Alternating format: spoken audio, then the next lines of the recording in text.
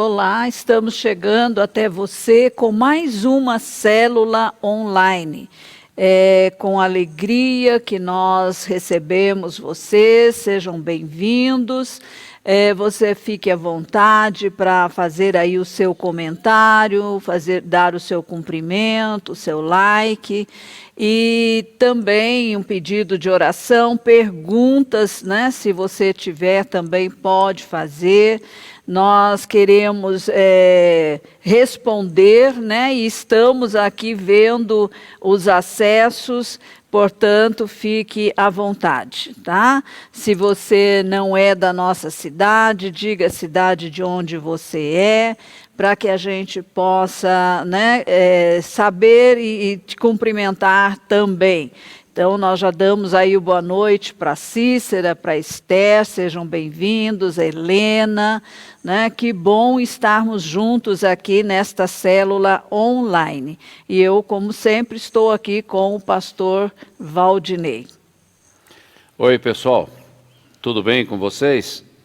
Espero que a sua vida seja abençoada nesta ministração. Amém?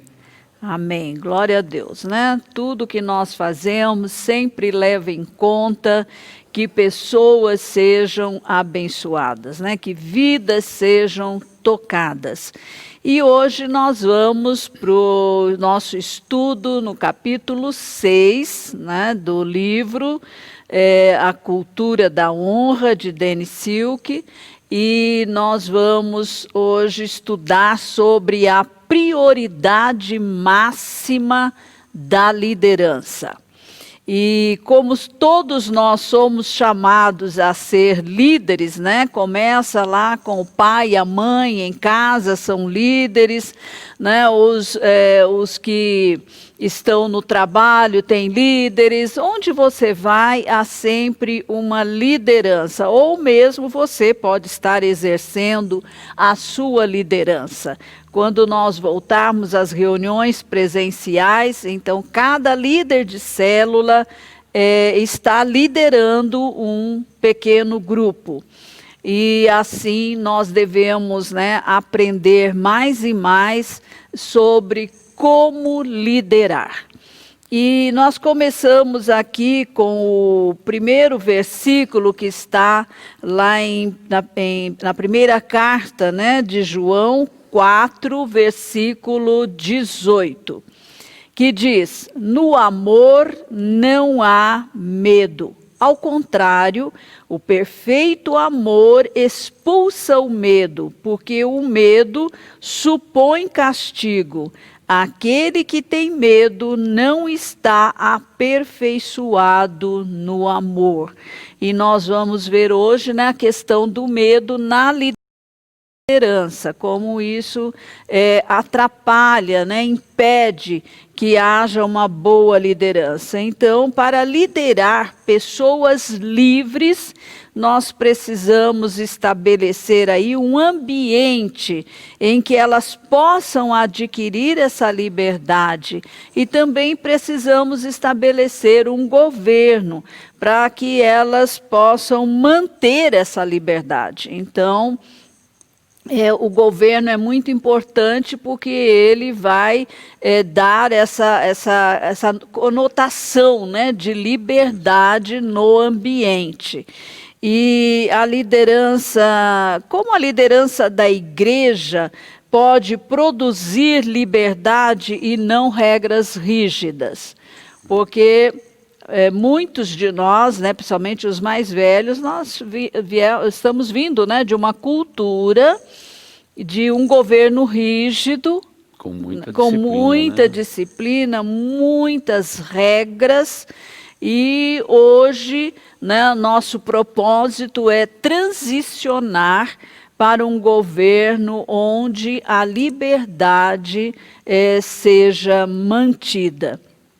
Agora, para que nós possamos capacitar as pessoas, né, e liberá-las para viver a sua melhor versão, então nós precisamos aqui, como líder, né, ajudar as pessoas a viverem seus sonhos e propósitos e das suas vidas. Mas como nós vamos fazer isso? Então, esse é o assunto hoje, né, da nossa lição aqui. Então, como vamos liderar com honra? Mas o interessante é que o governo, ele vem pela liderança, né? Uhum. E a liderança tem que manter um ambiente de liberdade, né? Isso é com sabedoria, né? Mas ao mesmo tempo, a liderança também tem que dar um rumo. Sim. Porque senão essa liberdade pode se transformar em confusão. Sim. Né? E então nós vamos ver que o grande desafio para a liderança é o equilíbrio. Assim como nós podemos, por exemplo, trazer a liderança dos pais no lar com os filhos. Isso em todo o ambiente vai ser mais ou Todo menos. lugar, né, a liberdade e o governo andam juntos, porque o governo é que vai manter, né, essa liberdade. Exatamente. E vai também estar ali controlando os parâmetros, né? Porque tem parâmetros, né? Tem, a palavra de Deus nos coloca parâmetros, né? O que realmente é recomendável e o que não é. Quando se trata de pecado, quando se trata de infrações graves, perigosas, né? Isso. Principalmente os pais em relação aos seus filhos menores. É claro que não vão deixar solto. Eu me lembrei do João Carlos, do pastor João Carlos, porque ele trabalha na área de informação, de segurança, né? É uma área bastante melindrosa. E o Espírito Santo me trouxe o seguinte entendimento. Quando se trabalha com segurança, você tem que trabalhar em cima de protocolo.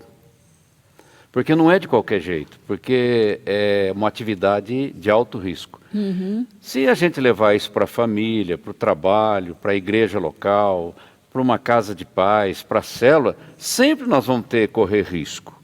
E se a gente não tiver a maneira certa de abordar, de trabalhar, a gente pode criar conflitos desnecessários. Sim. Sim. Então essas duas coisas andam juntas. A paz, aqui nós vamos ver que ela não é ausência de conflito. Isso. Mas é a sabedoria para resolver o conflito. Para administrar aquela situação ali. Exatamente. Né? Então nós estamos só começando e vamos aqui dar um exemplo. Por exemplo, quando a mãe, ela distribui tarefas simples para os seus filhos, né? De acordo com a idade, de acordo com a capacidade que a criança tem para executar. E a criança ou as crianças ficam postergando o cumprimento da tarefa. E dizendo, né? Daqui a pouco eu vou. Espera, depois eu faço. E o tempo vai passando e a mãe vê que a tarefa não está sendo cumprida, né? Então, geralmente, a irritação começa a tomar conta, né, dos pais. Aqui não vou pôr só a mãe, porque às vezes o comando também pode vir do pai. Sim.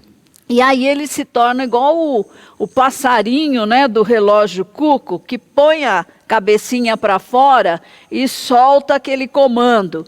E esse comando vem cada vez mais alto e mais irado. E a criança, que é muito espertinha, ela sabe até onde vai a ira do pai e da mãe. E ela testa e vai até aquele nível. E ela testa. Para ver se ainda consegue ir mais um pouquinho, alongando mais, né? Indo mais longe. Então, isso daí acaba, né, trazendo um conflito e um mal-estar no ambiente. E quantas vezes, né, os filhos prometem verbalmente que vão fazer o serviço doméstico só para falhar em seguida. E os pais podem lidar com esse erro dos filhos da seguinte forma: Então, por exemplo, se você fizer no lugar deles, porque a tarefa precisa ser feita, não é algo que deva ser deixado, né, para o dia seguinte, então o pai ou a mãe pode dizer à criança: olha, quer trocar comigo? Eu faço essa tarefa que você não está querendo fazer agora e você vai fazer uma tarefa que é minha.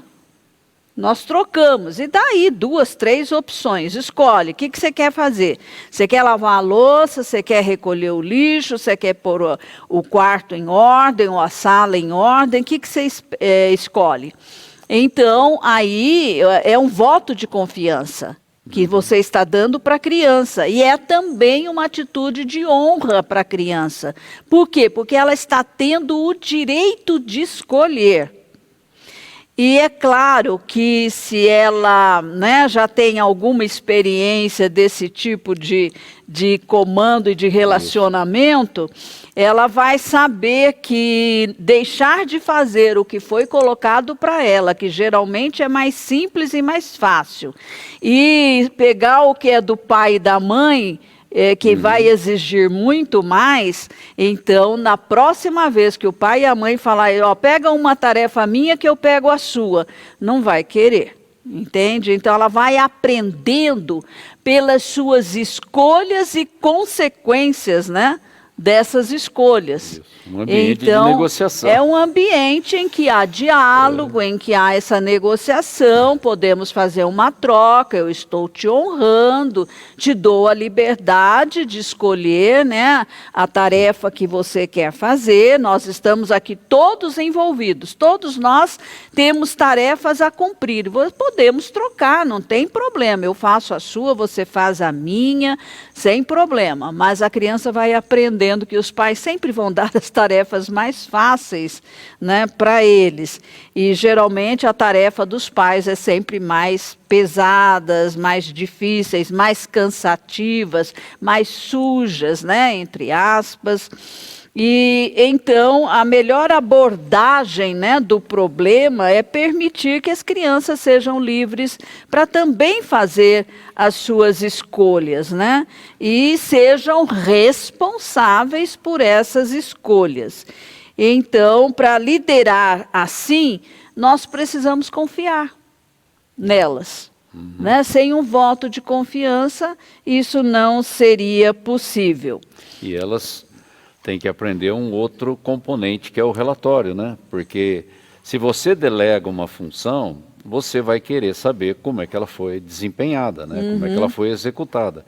Essa cultura, nós brasileiros temos uma certa dificuldade com isso. É que Danny Silk é do primeiro mundo. É, exatamente. Né? Bem, da América. Então, primeiro mundo já está à nossa frente, viu, gente? Mas está na hora da gente avançar, né? Mudar o paradigma, né? Mudar o paradigma. Porque o relatório não é ofensivo. Muito pelo contrário. Ensina desde criança a prestar relatórios, a ter responsabilidades, a cumprir.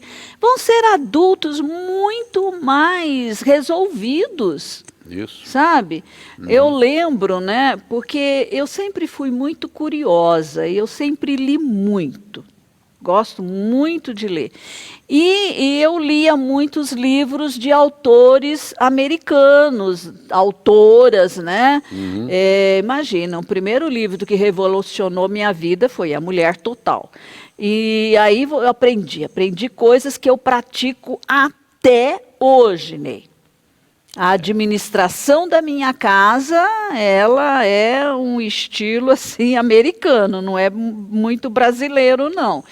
Porque desde pequeno, meu mais velho tinha acho que 8 anos, o Roger, e eu sempre tive funcionários em casa, mas mesmo assim, era a louça do jantar, no jantar não, era lanche, que a gente já não jantava, e ele estava lá enxugando, eu lavando e ele enxugando. E o pai entrou na cozinha e pegou o menino com pano de prato enxugando louça.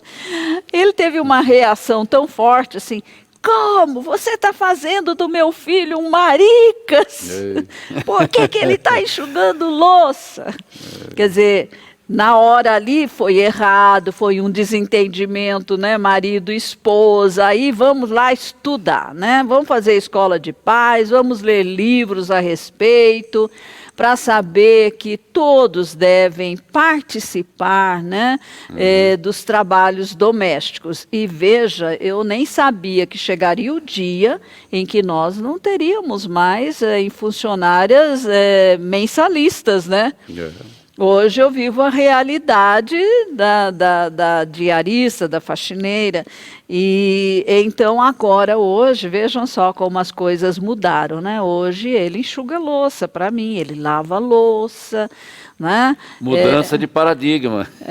Hoje aprendeu, mas cresceu num ambiente em que o homem não faz esse tipo de serviço. É outra cultura. Ele viu o pai ser servido a vida toda, né? Então, é cultura, né? A cultura árabe é um pouco diferente. Eu não tive problema com isso, porque a nossa mãe sempre delegou todo mundo funções. Trabalhou. Eu com 6 anos já lavava louça e tudo mais, né? Então... Eu lembro, meu irmão mais velho aprendeu até a costurar. Sim. Né? Ele fazia consertos de roupa. Então, depende do lar que você vem, depende da cultura que você vem, mas as coisas mudaram e mudaram bastante. Hoje eu vejo, né, os casais, o marido entrando, lava a louça, vai para o fogão, né? Faz tudo, dá banho nas crianças, dá a papinha, dá mamadeira, enfim.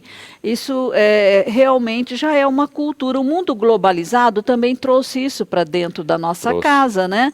Porque você vê nos filmes e vê nos comentários, nos documentários, que isso acontece lá fora. Então vai quebrando paradigmas, né? E o fato da mulher sair do lar para trabalhar, cria uma realidade diferente onde todos têm que participar, né? Chega em casa, todos chegam, né? Então sim, aí é roupa, é comida, é lanche, é banho, é tudo, né? Então precisa realmente distribuir. Isso que nós estamos falando aqui, nós só estamos só construindo a base para chegar na igreja. E a realidade é a mesma, né? Sim. Mesma coisa. Então, crie um lugar seguro, né? Deus nos criou como seres livres e com liberdade de escolher obedecer ou não, né? Ele não nos criou assim como, né, robôs, como autômatos. Ele nos deu o livre arbítrio. Deus nos respeita e Ele deixa na nossa mão escolher, né? Se vamos fazer ou não. Agora, nós só não podemos escolher as consequências, né, daquilo que fazemos, né? A consequência vem. Porque Deus, Ele coloca a vida e a maldição. E Ele ainda fala, escolha a vida. A bênção, né? Então, a liberdade do livre-arbítrio, ela tem limites, e esses limites Deus estabeleceu pela sua soberania. Só que isso não violenta a nossa liberdade de escolher. Sim. Podemos escolher errado, mas vamos escolher as escolhas erradas. Deus ainda fala, olha, escolha a bênção para que você seja próspero, para que você seja abençoado. Né? Ele dá a dica, mas ele não impõe. Não obriga. Não obriga. Não obriga, né? Então, quando nós usamos a nossa liberdade para amar, porque o amor deve ser o fundamento, deve ser a base para tudo que nós vamos fazer. Se Deus nos dá essa liberdade de escolha, é porque Ele nos ama. Quando um pai e uma mãe está educando seus filhos dentro da cultura da honra, eles estão amando seus filhos. Né? Não é porque a criança fez uma escolha errada, ela vai ser, né, humilhada, vai ser punida severamente. Então, tudo tem que ser com honra, com respeito, deixando a pessoa até errar, para ela saber que a escolha não foi boa, para que numa próxima oportunidade ela faça a escolha certa. E aqui a gente fica, né, muitos pais tremendo de medo. Porque não vai escolher errado, não vai fazer o que é errado, vai, e eles ficam tensos por causa disso. Principalmente quando as crianças já começam a sair de casa, a, né, ir para a escola sozinhos, e para a casa de amigos. Muitos pais ficam muito inseguros com isso, né? E nós precisamos proteger e, ao mesmo tempo, cultivar a liberdade dentro do nosso lar. A cultura do céu, ela é uma cultura que traz liberdade. Então, veja, nós não podemos policiar os nossos filhos 24 horas por dia. Quando eles são pequenininhos, tranquilo, eles não saem de casa sem os pais, eles não andam desacompanhados. Mas depois que eles vão chegando à adolescência, à juventude, aí você precisa confiar no seu filho. Você precisa acreditar neles, né? Amar, e para que não fique tolhendo totalmente a liberdade, né? Colocando-os aí, né, como se fossem robozinhos, né, que tem que obedecer e fazer exatamente como o pai e a mãe diz. Que você manda para a escola, você confia, né? Você está na casa de um amiguinho, você precisa confiar. Então, essa insegurança dos pais, a criança capta também, né? E também tem uma questão fundamental, que é a base, né? É fundamento. O amor edifica, porque o amor, o ambiente do amor, ele edifica o caráter. Então, quando eu estiver sozinho, longe de qualquer fiscalização, eu sei como agir e não vou envergonhar os meus pais ou meus líderes, não é? Porque eu sei o que eu tenho que fazer e o caminho que eu tenho que seguir. Por isso que Deus trabalha com a liberdade. Só o amor consegue fazer isso. É verdade. A punição, o controle, isso daí cria pessoas assim, que obedecem porque aprendeu a obedecer, mas não tem discernimento. Ou às vezes obedece assim por medo de serem pegos no flagrante. Não, mas exatamente, a questão do medo. Mas quando não tem os pais por perto, né, eles vão cometer o erro. Então, o diálogo é muito importante, né? Esse amor vivencial, né? Experimental no lar é muito importante. E a criança precisa saber, e o seu discípulo precisa saber que se ele errar, não será rejeitado. E dentro da cultura apostólica, que é uma igreja na visão, né, apostólica, de célula, de expandir para fora, nós temos que confiar no discípulo, porque ele vai fazer a mesma coisa que você faz. Não foi isso que Jesus fez com os seus? Eles aprendem, né, vendo seus líderes. E aí nós temos que, inclusive, dar liberdade para a pessoa errar, se ela quiser. Né? Nós não podemos pegar pelo, né, pescoço e falar, não, você vai ter que fazer assim e tem que ser assim. Então, a pessoa, ela tem que ter o seu direito de escolha, o seu livre-arbítrio. E se ela errar, primeiro, ela mesma já vai saber que errou, né? E ela vai arcar com as consequências do seu erro. E quando ela vê que você respeita, que você não rejeita, que você está ali à disposição para ela te procurar, conversar com você, então essa pessoa, ela não vai carregar um peso sobre ela. Esse peso é esse medo. O medo da rejeição, o medo da humilhação, né? Isso, da vergonha e tudo da mais. punição. Exato. Então, é isso que nós precisamos remover da nossa liderança, do nosso exercício, de liderança, né? do exercício da liderança, ok? Porque onde há amor, há liberdade. Deus é amor e o seu reino é um reino de liberdade, né? E assim como nós erramos e nós falhamos para com Deus e não somos rejeitados, Ele não nos deixa de amar. Ele estende o braço, Ele nos recebe de volta, Ele nos dá uma nova oportunidade, Ele está ali para nós de novo. Né? Todo o tempo, sempre pronto. Então, não há esse rompimento. Então, esse é o segredo do empreendimento que a gente chama de igreja, né? Aliás, isso pode se estender para várias áreas da vida, né? Não feche a porta atrás de você, porque você não sabe se vai precisar voltar para passar por aquela porta. Sim. Ou seja, teve o problema, teve o conflito, teve a dificuldade, mantenha a porta aberta. Exatamente.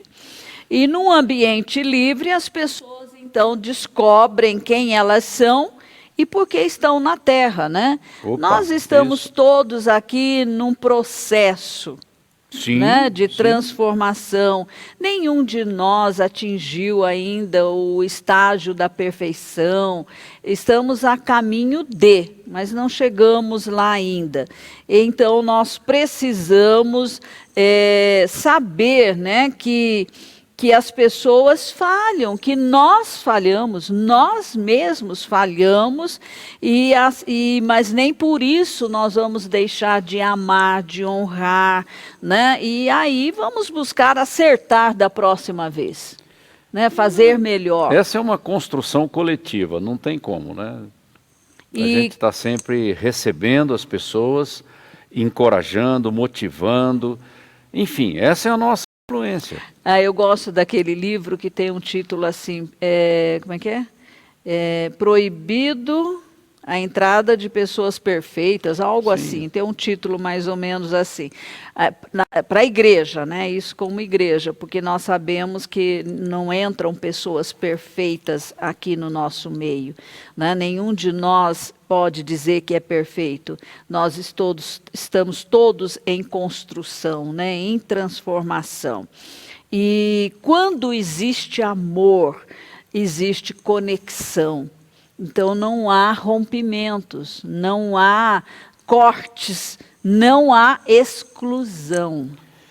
Não tem nenhum pelotão de fuzilamento, tá? Isso não existe. Não existe aquilo de, né, vamos colocar diante de todo o público e humilhar, contar o pecado em pormenores, nada disso.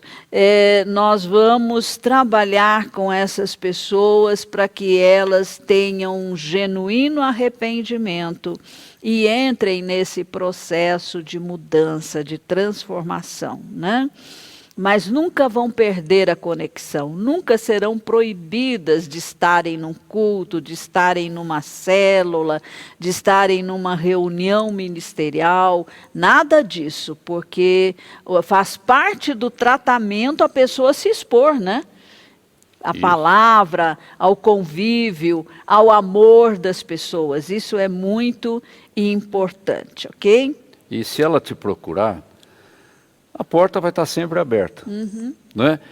Às vezes é difícil para quem ocupa certas posições de alta liderança ter tanto tempo disponível para tantas pessoas. A gente entende isso e a gente tem que ter maturidade para reconhecer isso. É que nós temos uma distribuição, né? Então, quando você distribui o governo, a representação da liderança, ela se espalha por toda a família. Sim. E fica mais fácil. Mas todos pensam da mesma maneira, têm os mesmos valores essenciais, querem atingir o mesmo alvo. Então, quem está numa posição de alta liderança, fica mais tranquilo, porque confia que o trabalho está sendo reproduzido. Porque a visão, né, ela vem lá da liderança e vai até a ponta. E isso nós sabemos que principalmente os líderes de célula fazem isso, né? Muitos cristãos aceitam a ideia de que Deus é paciente, mas que está a um passo da ira. Agora, isso, olha, sinceramente, né, eu hoje estava estudando, estava pensando, os pais, às vezes, infelizmente, cooperam muito para isso. Olha, não faça isso que Deus vai te castigar. Ah, bom. Não faz isso porque Deus vai, né? Vai pegar o chicote. Olha lá, cuidado com Deus. Então, cresce com essa cultura de um Deus irascível, de um Deus sempre com um chicote nas mãos, e muitas vezes também pais que são muito austeros, muito rígidos, né? Eles Acabam passando uma imagem que Deus também é assim. Então, às Quando, vezes, na verdade, você tem não que é assim. ir para um trabalho de cura interior, né? Cura das emoções, para aprender a se relacionar com Deus e aprender a se relacionar com os pais biológicos e com as lideranças que nós temos aqui na Terra, né?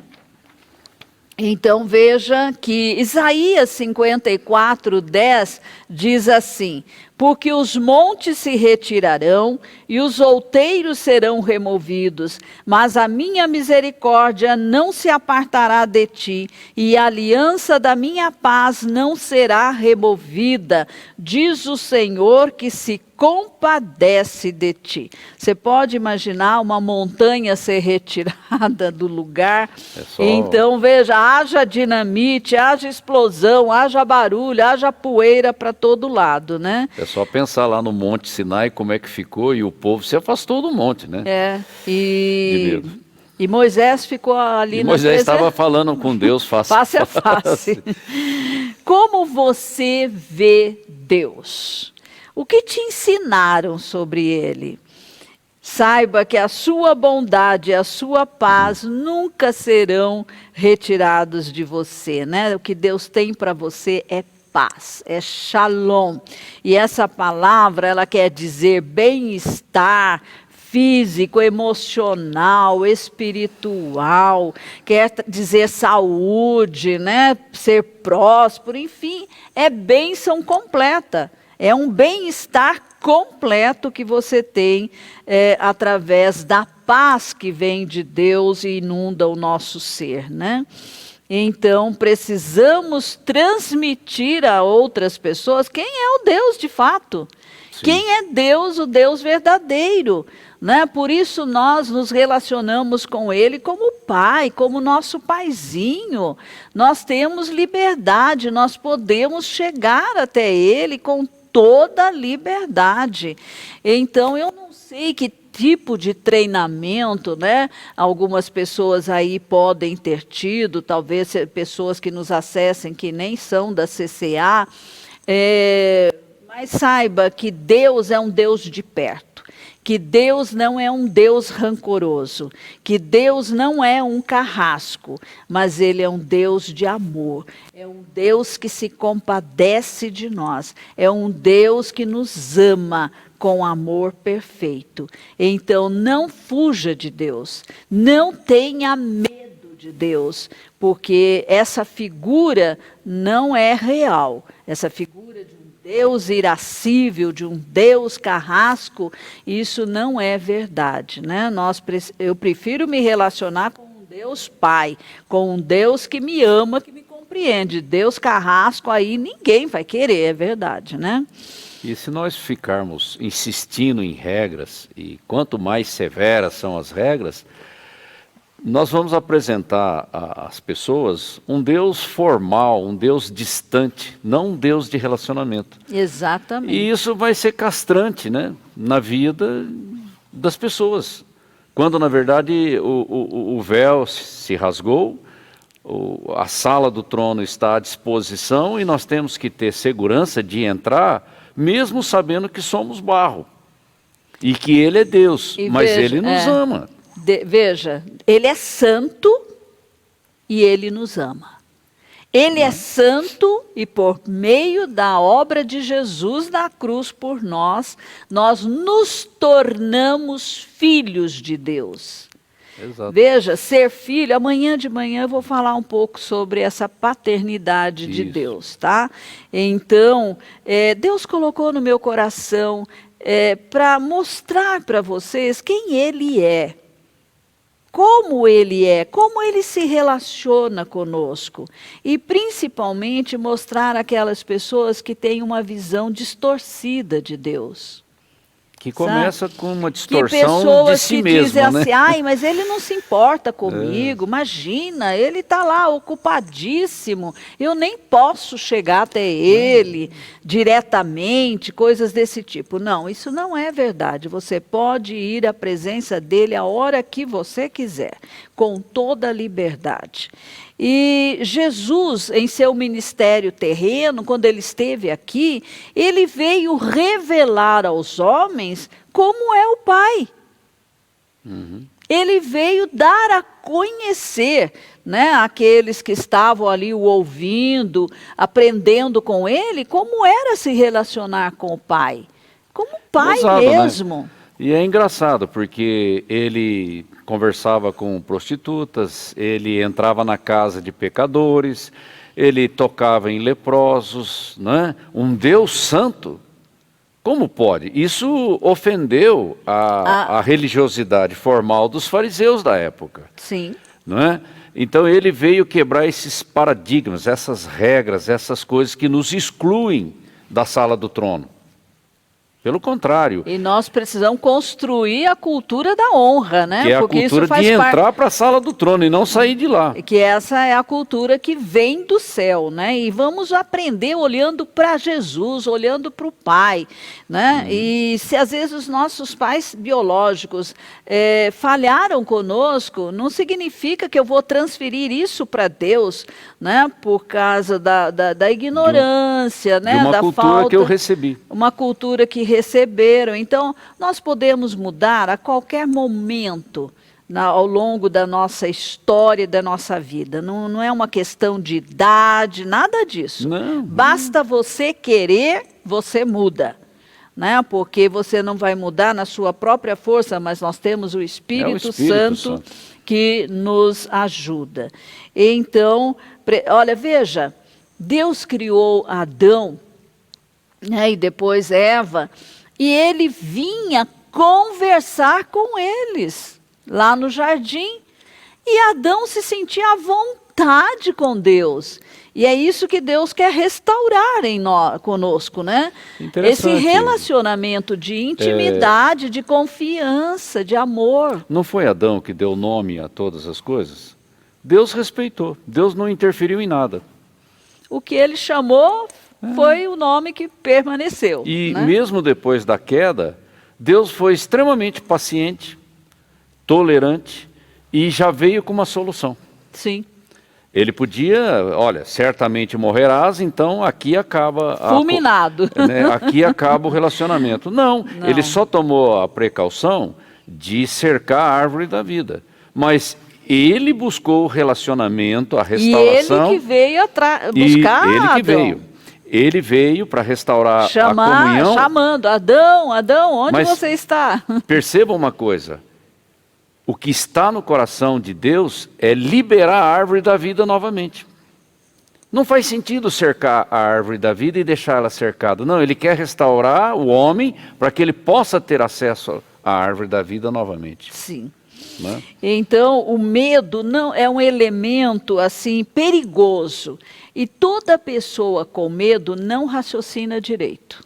E nem funciona direito. Nada funciona. As emoções ficam totalmente sem sabedoria, sem inteligência. Então, a criança não pode ter medo dos seus pais, mas deve amar. E os pais devem demonstrar aos seus filhos que os ama, a despeito de qualquer falha. Nós temos lá, eu pensei assim um dia, eu era um ser microscópio e Deus era Deus, que não podia falar comigo. Eu sei, Maria Heloísa, muitos estão nesse caminho de engano, né? Achando que Deus é distante, que Deus, né, não pode ser acessado, e não é verdade. Eu quero dizer para você, qualquer que seja a pessoa que esteja nos acessando, se esse é o seu pensamento, olha, mude rapidamente. e venha para perto de Deus. Ele é seu Pai, receba sua paternidade, converse com toda liberdade com Ele. Você não precisa fazer agenda, não precisa nem agendar. Você vai à presença dEle a hora que você quer, que você precisa. Ele está sempre disponível para você, ok? Amém. Relacionamento de amor, relacionamento de confiança, né?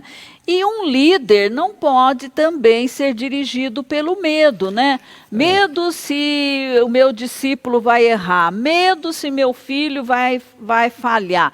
Não, eles vão falhar sim, porque todos nós falhamos, mas eles não vão ser rejeitados porque falharam, né? Nós temos sempre que abraçar a pessoa, nunca se afastar de alguém porque essa pessoa está no erro. Olha que nós estamos num processo intenso de mudança de paradigma. E esse é um paradigma que realmente tem afetado, pelo menos a minha vida tem afetado muito. Ter paciência com as pessoas, não é? Eu não sou melhor do que ninguém. Deixa as pessoas errarem, né? Não, elas têm o direito. E o processo de construção da igreja, da maturidade espiritual, é um processo experimental.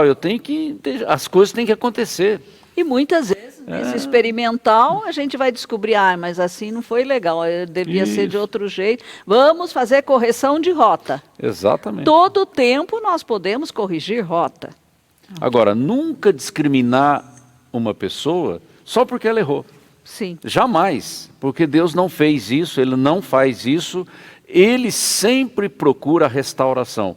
Então, você que está numa posição de liderança, em qualquer área, em qualquer setor da vida, tenha paciência e confie que algo melhor, maravilhoso, bacana, bonito, está lá dentro da pessoa. E dê você oportunidade. Dê oportunidade, né? Ajude, motive. Dê novas chances. Para resgatar isso. Não fique tenso, não fique estressado, não fique ansioso, né? Eles podem falhar, mas o filho precisa saber, mesmo que eu cometa um erro, mesmo não intencionalmente, eu sei que o meu líder não vai me rejeitar. Eu sei que o meu pai, a minha mãe, não vão me rejeitar. Eles me amam como pessoa. Eles não concordam com o meu erro, mas eles me amam. Isso tem que ficar muito claro. Isso né? tem que estar lá dentro de você, com muita convicção. E isso cria um lugar seguro, né, para os filhos, seguro para os discípulos, seguro Sim. para a família CCA, todos aqueles que fazem parte da nossa família. Né? Nós precisamos passar isso, que não concordamos com o erro, com o pecado, mas jamais deixamos de amar o pecador, amar a pessoa que está falhando, e sempre vamos orar e ajudar tudo que for possível para que essa pessoa cresça e possa expressar a sua melhor versão, ok? Exatamente. Esse é o alvo, né? E a gente não muda de alvo. Nós podemos mudar o processo. É uma cultura mas o alvo que não. vai em todos os níveis, né? Todos os níveis, exatamente. E honra e conflito, né? Então a honra é um dos valores essenciais, mais vitais, para criar um lugar seguro onde as pessoas possam ser livres, né? Eu digo aqui para você, esposa, deixe o seu marido falhar. Não fica ali com aquela rédea, né?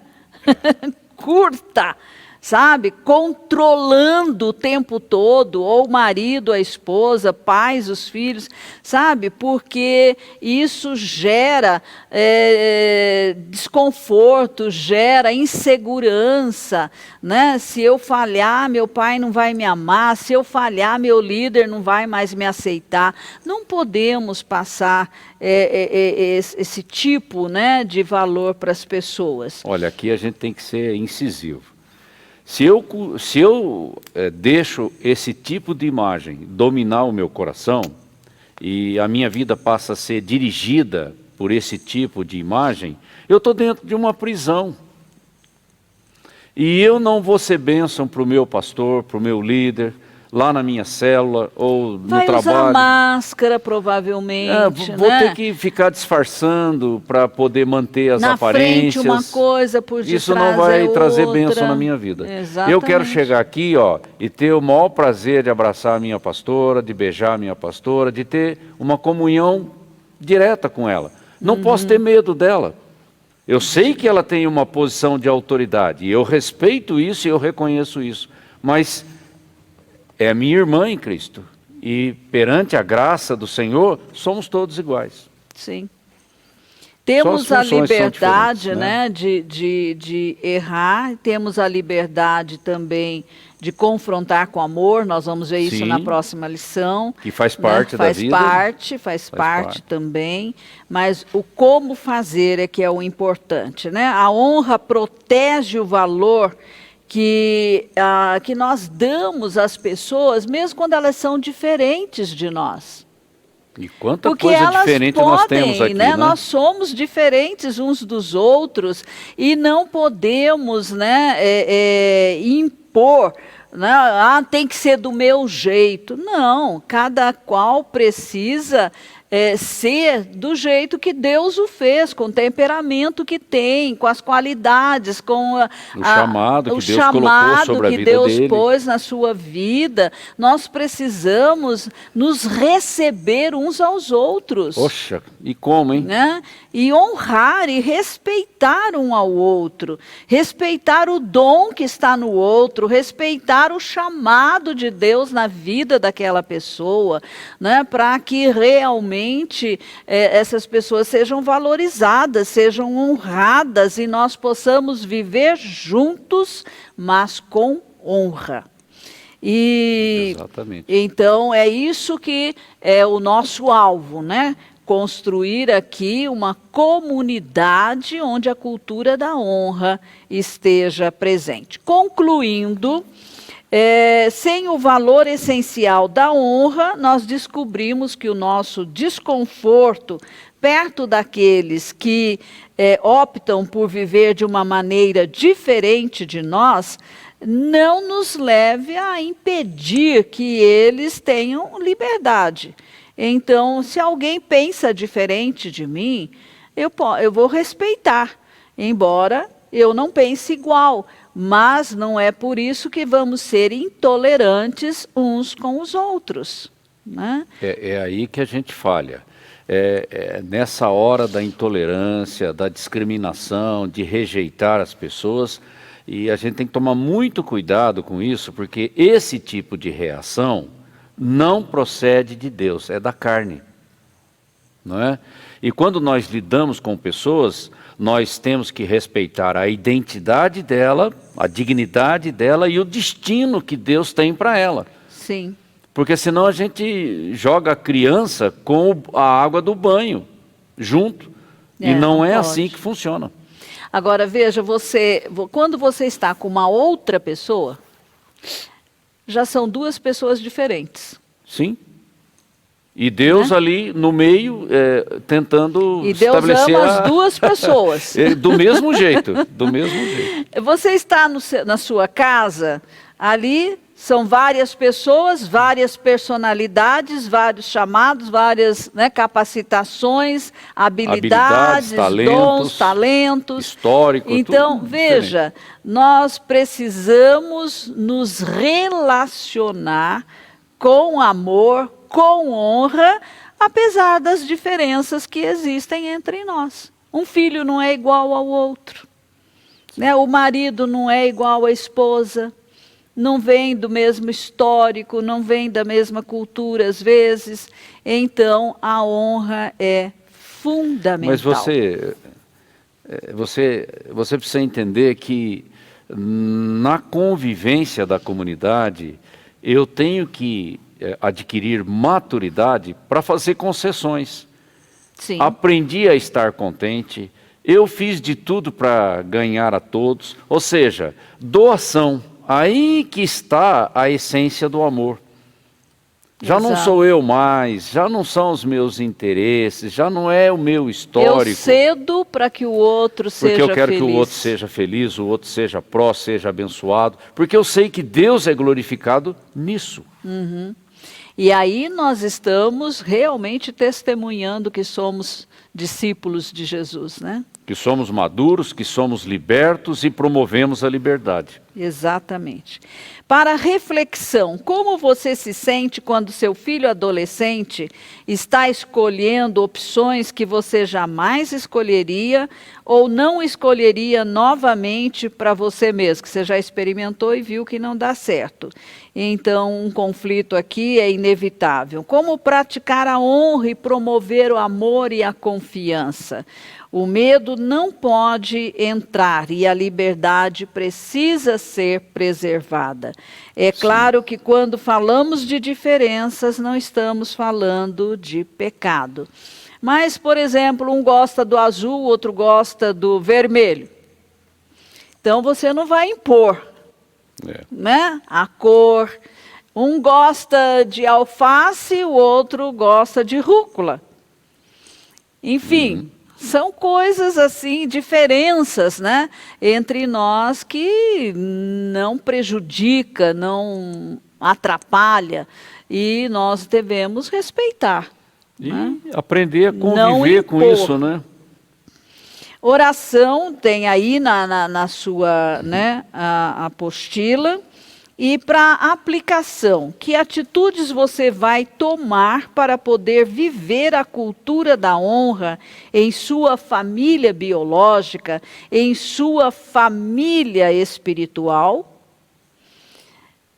Veja, na família espiritual, um gosta do louvor mais barulhento, o outro gosta de hino, o outro gosta de a música mais suave, mais adoração. E aí, vamos impor só um estilo ou vamos honrar todas as pessoas? Precisamos ter paciência, né? Eu ouço hinos, eu também gosto de música moderna. Enfim, a gente não se assusta, nem fica chateado com isso. Pelo contrário, a gente curte todas, né? Por amor a gente Por amor, cede, né? Para manter um ambiente saudável. Isso.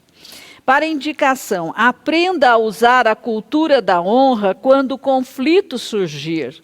Saiba que a paz não é ausência de conflito, mas é sempre o resultado da vitória sobre o conflito. Ok? Vamos orar para encerrarmos esta nossa célula online. Senhor, Sim, Senhor. ajuda-me a viver sem máscaras, Sim. que eu seja eu mesmo em qualquer lugar, Sim. que eu aceite aqueles que são diferentes de mim, Sim. que eu não seja crítico porque se vestem de modo diferente, Sim. ou têm gostos diferentes do meu, ou se falam português ou evangeliquez, ou se eles têm interpretações da Bíblia diferentes da minha, que diante deles eu não mostre a minha pior versão. Amém. Amém. Que Amém. nós sejamos luz, que nós sejamos bênção aonde nós estivermos. Amém? Amém. Né? Queremos aí desejar que você tenha aí uma noite tranquila, um descanso, repouso, que te fortaleça para começar um novo dia amanhã com a graça de Deus. Amém? Amém. Lembre-se, paz é a maneira correta de você reagir às dificuldades. Aí você vai promover a paz e o nome do Senhor vai ser glorificado. E você vai ser uma bênção na terra. Amém. Um abraço.